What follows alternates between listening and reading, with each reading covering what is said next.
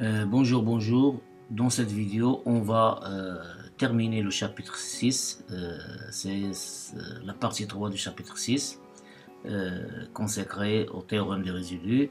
Et dans cette vidéo, ou bien dans cette partie, on va aborder le point grand 3, c'est l'application du théorème des résidus pour le calcul des intégrales. Alors tout d'abord, on va énoncer le théorème des résidus. Soit oméga inclut dans C une courbe simple fermée qui entoure un domaine borné simplement connexe D, bien sûr qui est inclus dans C. Donc ça veut dire oméga c'est la frontière de D qui est aussi compacte puisque D elle est bornée. Si F, une fonction complexe définie de D vers C, est une fonction holomorphe sauf en un nombre fini d'éléments Z1, Z2 jusqu'à Zn qui appartiennent à l'intérieur de D. Alors Zi sont des singularités isolées. Et si le point à l'infini n'appartient pas à D, alors l'intégrale de f de z sur le contour gamma, c'est-à-dire le circuit fermé gamma, f de z dz égale 2pi qui multiplie la somme des résidus de la fonction f au point des singularités isolées Zi. Donc voilà une preuve. Alors on délimite ici c'est le circuit gamma, et si je mets gamma plus, il est orienté positivement. Et chaque point de singularité isolée, on a défini un disque ouvert ici de centre ZI et de rayon RI. Alors bien sûr, le parcours se fait dans le sens positif. Par exemple, si je commence à parcourir ici de ce point, voilà, je peux tourner vers ce disque et partager ici le parcours dans le sens positif, dans le sens positif comme ça. Et puis je reviens à ma place et je continue, voilà, dans cette forme. Et puis comme ça, etc. De telle manière que je vais parcourir toute la bordure. Bien sûr, il y en a ici des points. Si on suppose par exemple qu'il y a uniquement 4 points, par exemple ici. Alors voilà le parcours sur ce gamma plus. Donc je vais considérer K, c'est le domaine D moins la réunion des disques ouverts de centre ZK et de rayon RK, K est égal à 1 tel N, avec bien sûr des équations strictement positives. Et on a F bien sûr qui est holomorphe sur K. Et soit gamma prime est égal à gamma plus, l'adjonction de gamma plus avec les cercles de centre ZK, RK orientés négativement. Ici gamma plus est orienté positivement, on a les CK sont orientés négativement. Donc had gamma prime ou toute la frontière, had les deux en rouge maintenant. Donc l'intégrale sur gamma f de z dz est égale à 0. Puisqu'on a ici isolé des points de singularité isolés, mais ne sont pas à l'intérieur de notre domaine ou bien de notre, sont à l'intérieur du circuit. On a isolé ces points par ces disques. Donc, on trouve d'après le théorème de Cauchy, l'intégrale de f de z dz selon gamma prime est égale à 0. D'où l'intégrale de f de z dz selon gamma, c'est sigma de k est égal à 1 jusqu'à n, f de z dz sur chaque cercle de centre ZK et de rayon RK. Or, chaque intervalle ici, chaque intégrale ici, ce n'est que le résidu de f au point ZK d'après la définition qu'on a vue pour le résidu d'un point, d'une fonction f ou un point de la singularité. Donc voilà, donc sur, je m'excuse, l'intégrale de f de z dz selon gamma, c'est 2pi, somme des résidus. Voilà un exemple d'application. Évaluons l'intégrale de la fonction z au q plus 1 sur z à la puissance 4 plus 1 dz sur le cercle de centre 0 et de rayon R, où R c'est un nombre strictement positif. Alors pour cela, on va considérer une fonction f de z, une fonction complexe. C'est z au q plus 1 sur z à la puissance 4 plus 1. On détermine les points de singularité qui sont les pôles. Les pôles de f sont les points de nullité du dénominateur, z4 plus 1, qui sont zk est égal EI P sur 4 plus KP sur 2, puisqu'ici on cherche les pôles sont les racines, le quatrième de moins 1. Les racines quatrième de moins 1 sont les nombres ZK où k appartient à 0, 1, 2, 3. Alors, essayons de faire un schéma. Voilà Z0, c'est Z0, si k égale à 0, c'est E pi sur 4. Et k pour k est égal à 1, on va avoir EI 3 pi sur 4. Et pour k est égal à 2, on va avoir ici pi sur 4 plus pi, c'est EI 5 pi sur 4. Donc ce sont 4 points, ce sont 4 points. Les pôles de singularité qui appartiennent bien sûr au cercle trigonométrique. Sont opposés, sont conjugués 2 à 2. Sont conjugués. Z0 il est conjugué avec Z3 et Z2 il est conjugué avec Z1. Alors, puisqu'ici on travaille un cercle de centre 0 et de rayon R, alors il y a 2 cas à envisager. R strictement positif, donc voilà un exemple de R strictement positif, un cercle qui est dessiné ici en rouge, de centre 0 et de rayon R. Et si R est compris entre 0 et 1, alors on a le cercle trigonométrique qui est en violet. On a en vert, c'est un cercle de centre 0 et de rayon R, où R est compris entre 0 et 1 strictement. Donc on va traiter les 2 cas. Prenons premier cas, si R est compris entre 0 et 1, ça veut dire qu'on l'indexe suivant ce chemin fermé. Orienté positif bien sûr. Alors on a d'après le théorème de Cauchy, l'intégrale de f de z dz sur le cercle de centre 0 de rayon R si R compris entre 0 et 1 est égal à 0, puisque f est holomorphe à l'intérieur de ce cercle. Il n'y a pas de point de singularité à l'intérieur de ce cercle. Et pour R strictement supérieur à 1, c'est-à-dire si on va intégrer suivant le chemin qui est en rouge, on voit bien qu'il y a 4 points de singularité qui sont à l'intérieur de ce cercle. Alors, puisqu'il y a 4 points de singularité, on va appliquer le théorème de résidu. Qu'est-ce qu'on voit? L'intégrale de f de z selon le cercle de centre 0 et de rayon R si R strictement supérieur à 1 est égale 2pi, la somme des résidus de f au point de singularité. Il y a 4 points, c'est-à-dire zk, k égale à 0, la somme de k égale à 0 jusqu'à 3. Calculons maintenant le résidu en chaque point. Donc en général, on va calculer le résidu au point zk avec k appartient à 0, 1, 2, 3. On a f est une fonction rationnelle si vous voulez. Il s'écrit sous la forme de p sur q. Avec q, l'évaluation de q au point zk est différente de 0. Donc pour cela, je rappelle les méthodes et les techniques qu'on a utilisées pour le calcul du résidu. C'est z3 plus 1 divisé par la dérivée de la fonction dénominateur, le taux appliqué évalué au point zk. Donc c'est zk à la puissance 3 plus 1. Dérivée de zk plus 1, c'est 4z à la puissance 3. Donc on obtient 4zk à la puissance 3. Alors c'est 1 quart, je vais factoriser par 1 quart. J'obtiens zk sur zk à la puissance 3 sur zk à la puissance 3, c'est 1. Plus 1 sur zk à la puissance 3. Donc c'est 1 quart, facteur de 1, plus 1 sur zk à la puissance 3. Or, zk à la puissance 3, 1 sur zk à la puissance 3, ce n'est que zk. Pourquoi? Parce que zk à la puissance 4, c'est moins 1. Donc z plus zk à la puissance 4, c'est zk fois zk à la puissance 3. Et les zk sont non nuls.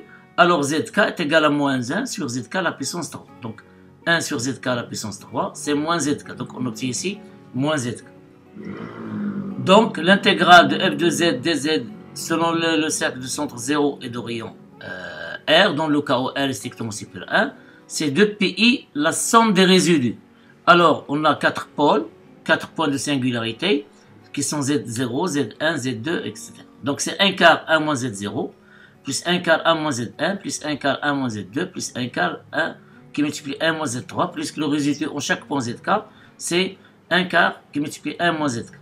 Donc est égal à 1 quart, on factorise ici, on veut faire sortir 1 quart, on obtient 1 demi, donc pi sur 2, qui multiplie 1 plus 1 plus 1 plus 1, combien de fois? 4 fois, moins, entre parenthèses, Z0 plus Z1 plus Z2 plus Z3. Or, cette somme est égale à 0, puisqu'on a dit que ces deux nombres complexes, la somme des racines, la somme plutôt de ces nombres complexes, elle est égale à 0, on peut le voir ici. Alors Z0 plus Z2, il vaut 0, et Z1 plus Z3, il vaut 0. Donc leur somme est égale à 0. D'où l'intégrale de f de z sur le cercle de centre 0 et de rayon R est égal à 2 pi dans le cas où R elle est compris strictement entre 0 et 1. Et lorsque R est strictement supérieur à 1, bien sûr, l'intégrale elle est nulle. On n'a pas traité ici le cas où le cercle, dans ce cas, si R est égal à 1, ça veut dire les points de singularité radicaux sur le cercle. Donc on a déjà énoncé ça, on ne peut pas intégrer sur un chemin où il contient les points de singularité. Un deuxième exemple, évaluons l'intégrale de dz sur z qui multiplie z carré plus 1 sur le cercle de centre 0 et de rayon 2.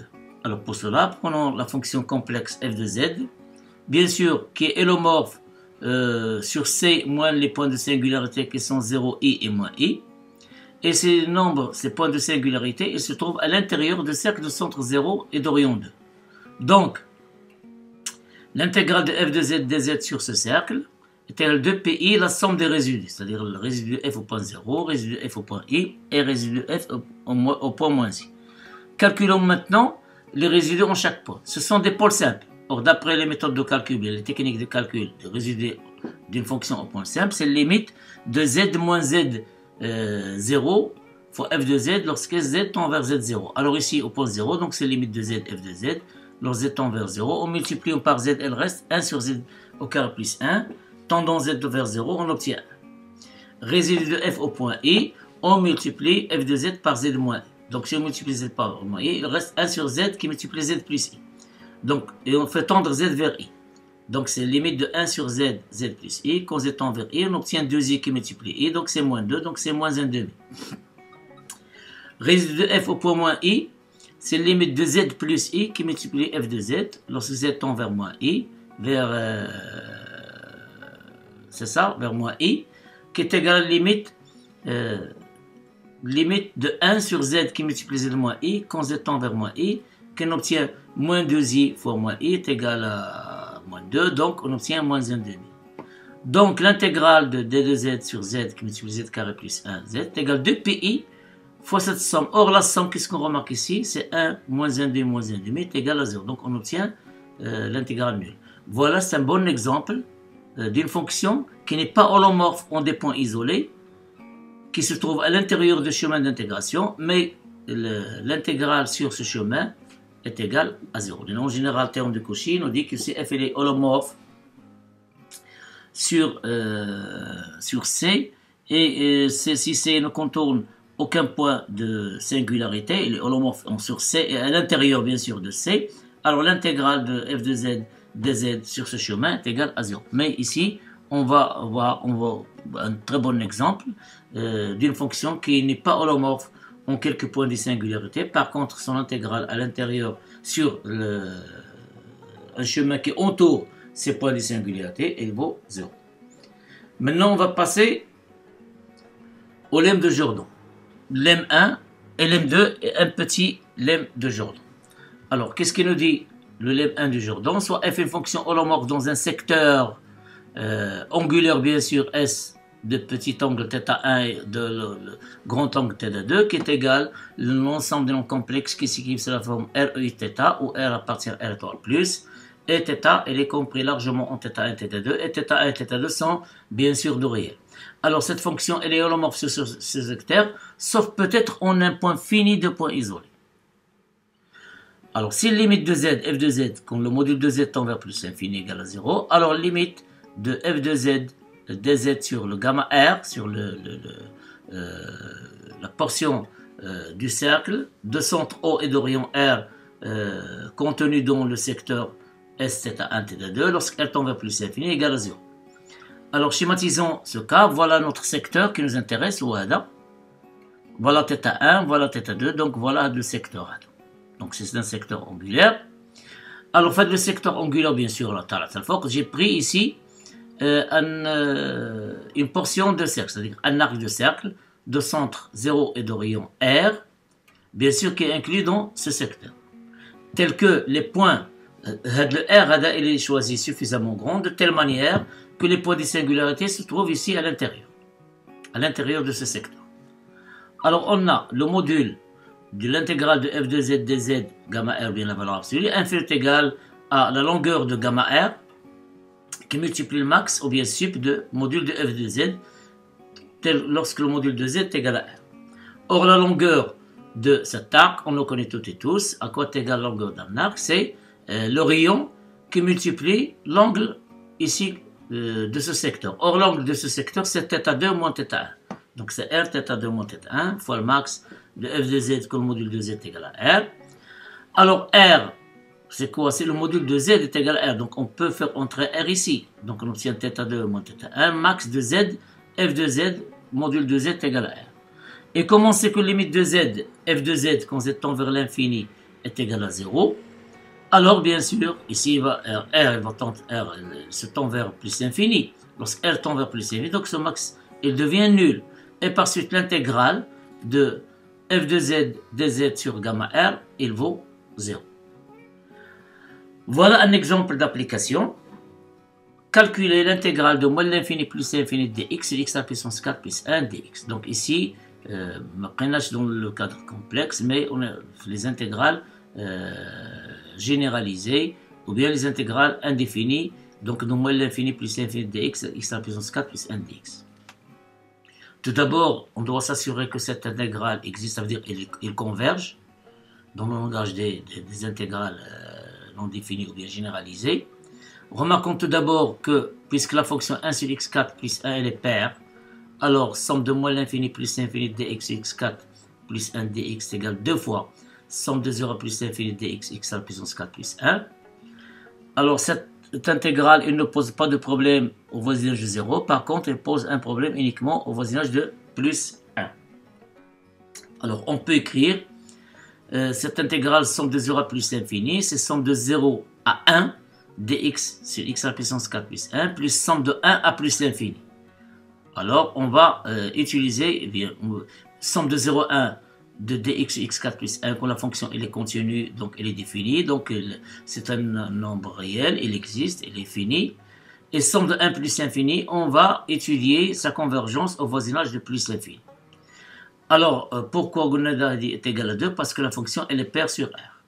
De plus, au voisinage de plus l'infini, je vais travailler au plus l'infini, 1 sur x4 plus 1 est équivalente à 1 sur x à la puissance 4. Et comme l'intégrale de 1 plus l'infini, 1 sur x à la puissance 4 dx est convergente, pourquoi?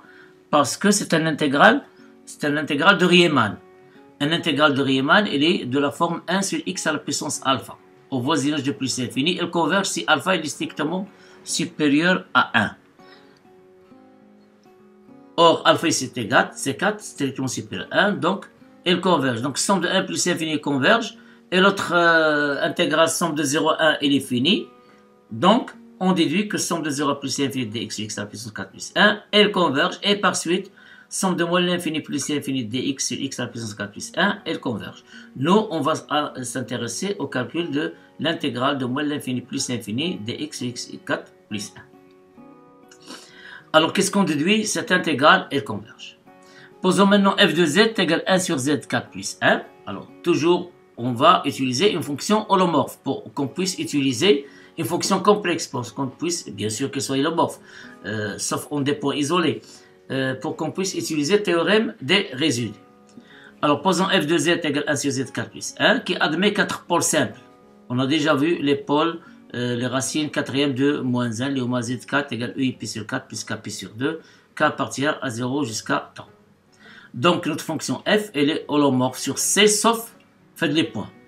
Alors maintenant, on va choisir un contour fermé, simple, gamma R, formé par l'adjonction du segment moins RR et de demi-cercle gamma R. Alors voilà le segment moins R et voilà le demi-cercle. Alors le demi-cercle ici, on peut choisir un demi-cercle supérieur ou comme on peut choisir le demi-cercle inférieur. Alors ici, on a choisi gamma R, c'est le demi-cercle supérieur de centre O et de rayon grand R. Avec R, on l'a choisi suffisamment grand pour qu'on puisse entourer les points de singularité, reste à l'intérieur puisqu'ici, si on prend un système R est égal à 1. Alors si on prend R inférieur à moins 1, donc les points de singularité seront à l'extérieur, donc l'intégrale sera nulle. Et donc, on va prendre un R qui est strictement supérieur à 1 dans ce cas, puisqu'ici, pour R est égal à 1, on remarque bien que Z0 et Z1 appartiennent à ce chemin.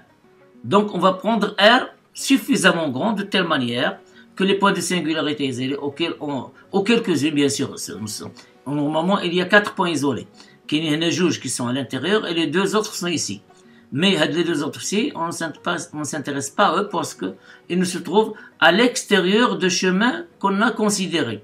C'est l'adjonction de segment moins RR et le gamma R, le demi-cercle supérieur de centre 0 et de rayon R.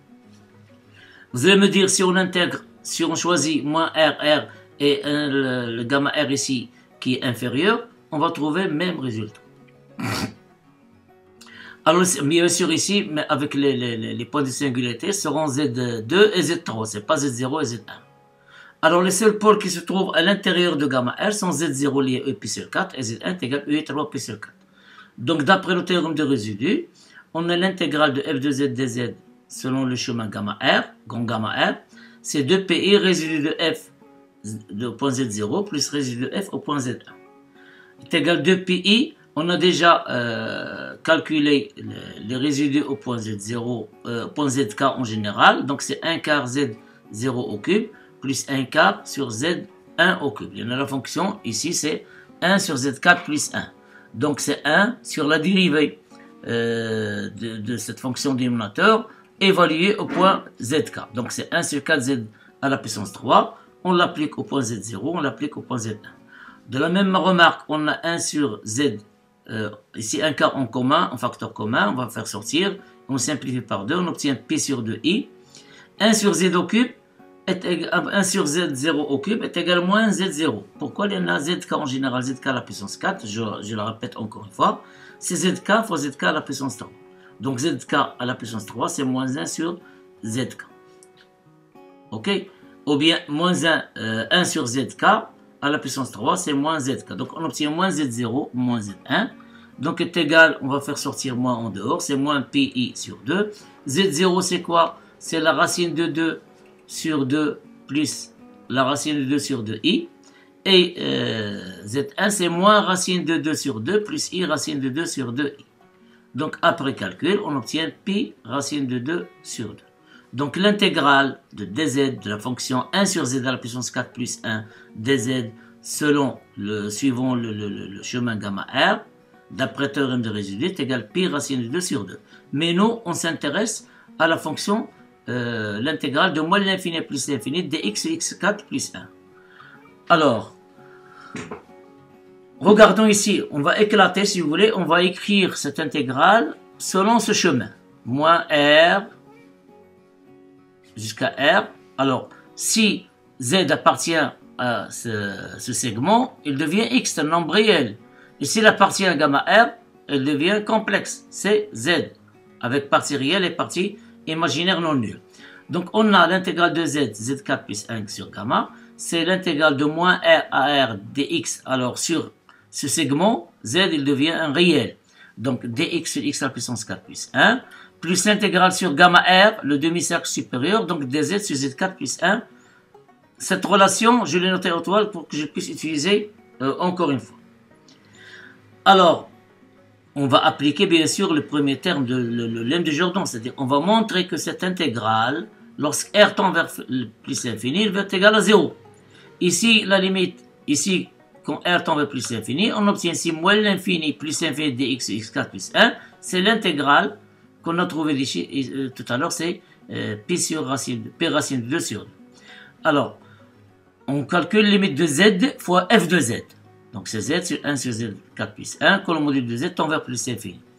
C'est limite de z à la puissance 3, ici c'est z à la puissance 3, plus 1 sur z, puisque ici, z à la puissance 3 plus 1 sur z, c'est z à la puissance 4 plus 1 sur z. On va faire passer z ici. Donc, on obtient z sur z4 plus 1. Donc, c'est limite de 1 sur z à la puissance 3 plus 1 sur z. Quand le module de z tend vers plus l'infini, alors celui-là tend vers 0, ad plus l'infini. Donc, on va avoir ici 0. Alors, d'après le lemme 1 de Jordan, on déduit que la limite de dz sur z4 plus 1 sur gamma r quand R tend vers plus l'infini, nous on cherche à étendre R jusqu'à l'infini, elle est égale à 0. Donc par passage à la limite, quand R tend vers plus l'infini, dans la relation étoile, celle-là, qu'est-ce qu'on trouve? On obtient somme de moins l'infini plus l'infini dx x4 plus 1 est égal à pi racine de 2 sur 2. Bien sûr, on a utilisé ici la méthode ou bien les techniques de calcul d'intégrale par le théorème des résidus. On peut calculer cette intégrale par d'autres techniques d'analyse et on va trouver que c'est le même résultat. Alors le lemme 2 de Jordan, je vais énoncer le théorème, le lemme 2 de Jordan et le démontrer, mais l'exemple dans lequel on applique le lemme 2, je vais le poser ou bien le proposer sous forme d'exercice que vous pouviez le faire chez vous. Bien sûr, on va le corriger, Inch'Allah, dans une séance présentielle. Soit f une fonction holomorphe sur le secteur S de petit angle 0 et pi, c'est-à-dire c'est le demi-cercle, bien supérieur ou bien inférieur, sauf peut-être en un nombre fini de points singuliers isolés. Si limite de f de z, chez z f de z, alors le premier lemme de lemme de Jordan, on a z f de z. Pour ne pas distinguer ici, c'est limite de f de z quand le module de z tend vers plus l'infini égale à 0. Alors limite, on a l'intégrale de f de z, mais f de z ui alpha de z, avec alpha strictement positif. Quand r tend vers plus l'infini, elle est égale aussi à 0. Alors voilà une démonstration. Voilà notre secteur de l'intérieur, Kamel. Voilà la frontière d'Yellow, il y a des rangs S, c'est sur lequel on va intégrer, voilà, avec θ compris entre 0 et pi. Dans ce cas, puisque si le rayon c'est R, donc Z est égal à R et θ, qui est égal à R cosinus θ plus I sinus θ. Et dz, bien sûr, est égal à I et R et θ dθ. Le but, c'est de montrer que cette intégrale égale la limite quand R tend vers plus l'infini, il vaut 0. Donc, voilà, commençons par le calcul de la valeur absolue, mais le module de l'intégrale de f de z, u et alpha de z sur d en S, la frontière de S. Alors, en utilisant ce changement, on va avoir, c'est l'intégrale, c'est la valeur absolue, bien sûr, bien le module, somme de 0 à pi, IR, dz, c'est quoi dz? C'est IR, E, θ, dθ. Voilà, IR fois E, I, θ, dθ. Alors, IR, f de z, c'est R, E, I, θ, donc c'est f de R, E, θ, qui multiplie U, I, alpha z. C'est E, I, alpha, et z à quoi est égal? C'est R cosinus θ plus I sinus θ. Voici toujours en valeur absolue ou en module, qui est égal. Somme de 0 à pi, IR, f de R, θ. On va effectuer le calcul ici dans l'exponentiel, donc on obtient I alpha R cosinus θ moins I alpha sinus θ, donc il faut exponentiel dire moins alpha R sinus θ, qui multiplie EI θ, dθ. Donc, la valeur absolue de cette intégrale, ou bien le module de cette intégrale, il est inférieur ou égal à l'intégrale de somme 0 de pi, en faisant entrer la valeur absolue de le module à l'intérieur. Donc on obtient le module de IR, R comme positif c'est R, c'est le module de FR, U, θ. Ce sont des nombres complexes et le module de U et θ est égal à 1 et le module de I alpha R cosinus θ est égal à 1. Donc qu'est-ce qu'il reste? C'est exponentielle de moins alpha R sinus θ qui est positif. Alors, elle est inférieure à suppolar max de f de z lorsque le module de z est égal à R qui multiplie l'intégrale somme de 0 à pi. Je m'excuse, c'est pas R, c'est 0 à pi. R, E moins alpha R sinus θ dθ. D'autre part, l'intégrale de somme 0 à pi, R, E moins exponentielle de moins alpha R sinus θ dθ. D'après Charles, c'est 0 pi sur 2, R, E moins alpha R sinus θ dθ, plus somme de pi sur 2 à pi, R, E moins I alpha R sinus θ dθ. En faisant le changement de variable, t est égal à pi moins θ. Alors qu'est-ce qu'on obtient? Somme, prenons par exemple celui-là, somme de pi sur 2 à pi, R, E moins R alpha, R sinus θ dθ, est égal, si θ est égal à pi sur 2, on obtient pi... pardon. Si θ est égal à pi sur 2, on obtient pi moins pi sur 2, donc est égal à pi sur 2. Et si θ est égal à pi, on obtient θ est égal à 0. Mais dθ, dt est égal à moins dθ. Donc, c'est moins R, moins alpha R sinus pi si moins θ dθ. Alors ici, j'ai changé la variable, et puis c'est une variable muette, donc j'ai la remplacée en fonction de θ, c'est pas grave. Donc c'est 102 0 pi sur 2, donc le moins ici dans le sens 0 pi sur 2, R au moins alpha R sinus θ, dθ, puisque sinus de pi moins θ est égal à sinus de θ. Donc 102 0 à pi R moins alpha R sinus θ dθ est égal à 2 fois, puisque ces deux intégrales sont les mêmes. Donc est égal à 2 fois 102 0 à pi sur 2, R moins alpha R sinus θ dθ. Maintenant, attaquons cette intégrale. On a θ appartient à 0, il varie entre 0 et pi sur 2. Alors, on peut voir facilement que cette double inégalité, elle est vraie, que sinus θ, elle est supérieure ou égale à 2 sur pi θ inférieur à θ. Et on va l'utiliser ici, sinus de θ. Lorsque θ, elle est inférieure, elle est comprise largement entre 0 et pi sur 2. Et cela en étudiant en toute vitesse la fonction sinus θ sur θ, et on montre qu'elle est décroissante sur 0 pi sur 2. Et on trouve ce résultat. D'où somme de 0 pi sur 2 R, E moins alpha R sinus θ dθ, elle est inférieure ou égale, puisque lorsque multiplié par moins alpha R qui sont positifs, on obtient moins alpha R fois sinus θ, elle est inférieure ou égale moins alpha R qui multiplie 2 sur pi θ. Donc c'est moins alpha R 2 sur pi θ, dθ. On a chassé ici sinus, qui est inférieur ou égal. Or, celle-là, pardon, j'ai fait des... Oh là là, je m'excuse.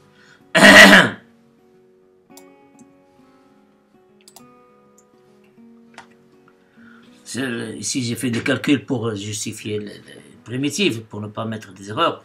Alors, une primitive de cette fonction, ce n'est que moins pi sur 2, moins pi sur 2 alpha, E moins alpha R 2 pi sur θ, 2 pi 2 sur pi θ, compris entre 0 et pi sur 2. Puisque si on dérive cette fonction, on trouve celle-là.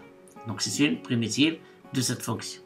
Alors, évaluons cette fonction au pi sur 2 et au point 0, faisant la différence. Alors, au point 0, qu'est-ce qu'on obtient ici? C'est 1. Donc, qu'est-ce qu'il reste? C'est moins pi sur 2 alpha. Avec le moins, c'est pi sur 2 alpha. Et lorsqu'on remplace θ par pi sur 2, on obtient au moins alpha r. Donc, c'est moins pi sur alpha, au moins alpha r. On factorise par pi sur 2 alpha. On obtient pi sur 2 alpha qui multiplie 1 moins au moins alpha r. Alpha est strictement positif. Et quand r tend vers plus infini, 1 moins alpha r tend vers 0. Donc on obtient ici 1, puis on obtient pi sur 2. Donc cette quantité converge vers pi sur 2 alpha. Donc la valeur absolue de le module de f de z u alpha de z sur la frontière de S, il est inférieur ou égal à pi sur alpha, puisqu'on a 2, on l'a multiplié par 2. Voyons voir ici, c'est 2. Donc il reste ici, c'est pi sur alpha, sup de f de z, le module de z est égal à R. Et comme limite de f de z, comme le module de z tend vers l'infini est égal à 0, alors cette quantité tend vers 0, et par suite l'intégrale de f de z u alpha z dz sur la frontière de S, du secteur S, est égale à 0. Donc voilà, c'est une démonstration du lemme 2 de Jordan. Pour exemple d'application, je vous donne l'exercice suivant que vous devez faire chez vous. Soit à calculer l'intégrale i, qui est égale 102 0 plus infini cosinus de alpha x, sur x à la puissance 4 plus 1 dx, où alpha appartient à R3 plus. Alors j'ai bien choisi ici le même dénominateur x4 plus 1, les mêmes pôles et les mêmes résidus qui ont déjà calculé. Tout d'abord, montre que i est absolument convergente. Il faut s'assurer que cette intégrale, elle converge. Donc, montre pour cela, s'il est absolument convergente, donc elle est convergente. Montre que i est absolument convergente. Deuxième question, utilisez le théorème du résidu pour calculer l'intégrale sur gamma R de I alpha Z, Z à la puissance 4 plus 1 dz. Donc notre fonction ici, il sera f de z, c'est 1 sur z4 plus 1. Où gamma R, c'est la jonction du segment moins R, R fermé, et gamma R, le demi-cercle supérieur de centre 0 et de rayon R. R doit être choisi suffisamment grand, comme 1, comme 2, de telle manière que les points de singularité kamlin ou là, quelques-uns, soient contenus à l'intérieur de ce chemin. Bien sûr, le chemin ici, il est orienté positif. Donc, par la méthode, j'ai mis la méthode ou bien le terme du résidu, vous pouvez calculer cette intégrale. Bien sûr, en utilisant le deuxième lemme de Jordan. Et en final, on déduire la valeur de l'intégrale de cette intervalle. Donc, essayez de voir l'exemple précédent qu'on a utilisé. Cinquièmement, et le dernier, petit lemme de Jordan. Soit f une fonction holomorphe sur le disque pointé de centre 0 et de rayon grand R, c'est-à-dire c'est d égale z appartient à ct que le module de z strictement supérieur à 0 inférieur strictement R ou R est strictement positif, et admettons 0 comme pôle simple, c'est-à-dire f il est holomorphe et admettons 0 comme pôle simple. Soit epsilon strictement positif, vérifiant epsilon strictement supérieur à 0 inférieur strictement à R, et gamma epsilon, le chemin de C qui entoure le domaine, epsilon e et θ, où θ il est compris largement entre 0 et pi, orienté positivement. Orienté positivement, je dis. Alors, on a la limite de l'intégrale de f de z dz sur gamma epsilon, quand epsilon tend vers 0, est égal pi qui multiplie le résidu de f au point 0.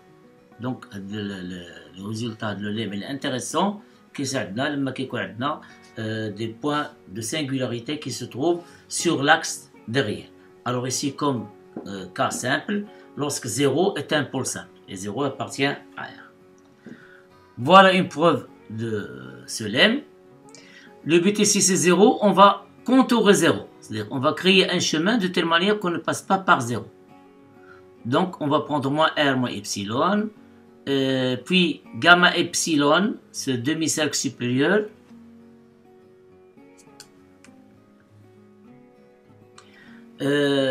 ensuite, qu'est-ce que je vais faire ici? Je m'excuse. Puis gamma R. Alors posons le résidu de f au point 0, c'est égal à A. Comme f admet 0 comme pôle simple, alors il existe une fonction g holomorphe dans le disque de centre 0 et de rayon grand R, tel que si z appartient au disque centre 0 de rayon R moins 0, on a f de z égale à A sur z plus g de z. Donc l'intégrale de gamma epsilon f de z dz est égale à A, l'intégrale de dz sur z sur gamma epsilon bien sûr, sur gamma epsilon, plus l'intégrale de g de z dz selon gamma epsilon. Et puisque le module de l'intégrale de g de z dz sur gamma epsilon inférieur égal à la longueur de gamma epsilon qui multiplie sup de g de z lorsque le module de z est égal à epsilon, avec L gamma z, c'est pi epsilon. Le périmètre du demi-cercle, c'est quoi? C'est pi, l'angle c'est pi, fois le rayon epsilon. Donc c'est pi epsilon. Donc il est inférieur égal à epsilon, sup de g de z, le module de z est égal à epsilon. Or, cette quantité, elle tend vers 0 quand epsilon tend vers 0. Alors g, elle est bornée dans un disque fermé de rayon R', tel que R' compris entre 0 et grand R, et epsilon compris entre 0 et R'. D'autre part, on a l'intégrale de dz sur z sur gamma epsilon. Après le changement de variable, puisque z est égal sur ce demi-cercle, on obtient z égale epsilon e et θ. Donc on va voir, c'est i θ, après simplification bien sûr, c'est 0 pi et θ dθ est égal à i pi. Donc limite de l'intégrale f de z dz, le gamma epsilon quand epsilon tend vers z0, est égal i pi a, c'est-à-dire est égal i pi résidu de f au point 0, puisqu'on a noté a, c'est le résidu de f au point 0. Voilà une autre application sous forme d'exercice. en choisissant une fonction complexe f convenable et en utilisant le théorème de résidus sur le chemin fermé gamma, c'est formé par l'adjonction de moins L du segment moins R, moins epsilon et gamma epsilon et le segment epsilon R et le gamma R. Gamma epsilon et gamma R, ce sont des cercles, des demi-cercles piénation supérieurs de centre 0. Gamma epsilon a pour rayon epsilon et gamma R a pour rayon R. Au gamma epsilon, demi-cercle supérieur de centre 0 de rayon epsilon, orienté négativement. Négativement, c'est pas positivement. Il faut faire attention ici. Et gamma R, le demi-cercle supérieur de centre 0 et de rayon grand R. R suffisamment grand, orienté positivement. Avec epsilon, bien sûr, compris entre 0 et R. Et on prend R suffisamment grand. Et en appliquant le petit lemme, pardon, c'est pas théorème, le petit lemme de Jordan, montre que l'intégrale de somme de 0 à plus infini sinus de x sur x, dx égale à pi sur 2. Cette intégrale, on l'appelle intégrale de Dirichlet.